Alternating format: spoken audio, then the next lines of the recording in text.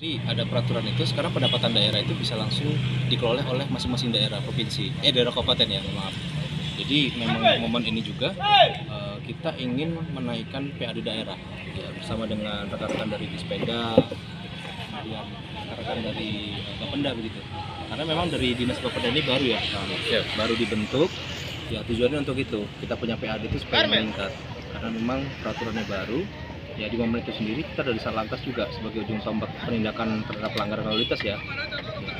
Nah, itu kita nilai masyarakat atau kita anak itu masih tertib berkendara itu masih kurang. Ya. Kemudian Dengan itu Pak tadi, tertib kendaraan masih kurang. Langkah apa yang akan ditempuh atau diambil oleh satuan lalu lintas? sebenarnya kalau langkah-langkah itu sudah ada. Kegiatan rutin itu setiap hari sudah kita laksanakan. Jadi kegiatan kita kepolisian itu ada bertahapan, ada 3 tahap.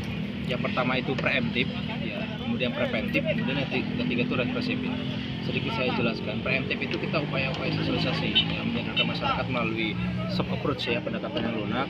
Ya, kegiatannya itu misalnya pamtur pagi, kemudian kegiatan itu sosialisasi langsung ke titik-titik di mana pelanggar itu ada, misalnya ke toko-toko yang jual kerang-kerong, kemudian ke pangkalan-pangkalan ojek yang memang dibawa penumpang. Ya, itu kita sosialisasi di sana, ke anak-anak sekolah yang kita kemarin. Nah, itu preemptifnya tuh, preventifnya ya kita melaksanakan patroli, kemudian kita patrolinya itu juga baik itu pagi, siang maupun malam, ya, malam minggu terutama ya. Anak-anak kita itu kadang-kadang ya di Fak-Fak ini masih unik ya, masih suka minum minuman keras begitu, jadi sering ada laka di malam minggu itu.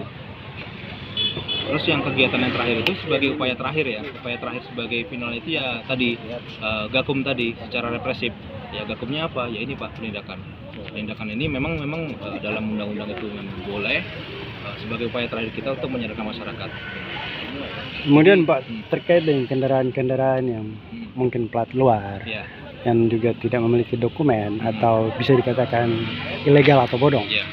itu bagaimana? Jadi kalau untuk narasi kendaraan bodong ya, bodong itu kan butuh penyidikan lebih lanjut.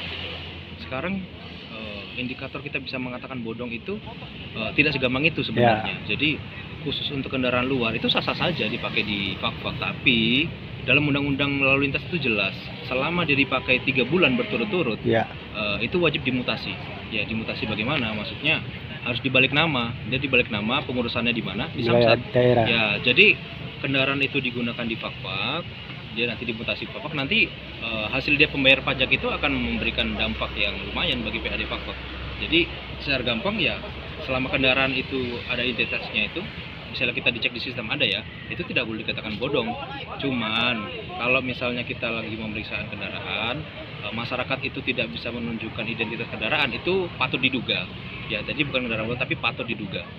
Ya, kemudian kalau misalnya kita lebih lanjut, kita telusuri, dia punya nomor rangka. Setiap kendaraan ini kan ada identitas yang melekat Pak, ada identitas seperti nomor rangka, nomor mesin ya. Kalau misalnya nomor rangka dan nomor mesinnya itu STNK, itu patut diduga 2. Ya, itu sudah lebih menguatkan. Nah, yang ketiga, kalau misalnya dia ada STNK dan BPKB, dia tidak punya materialnya, itu kan kita punya Korlantas itu kan ada.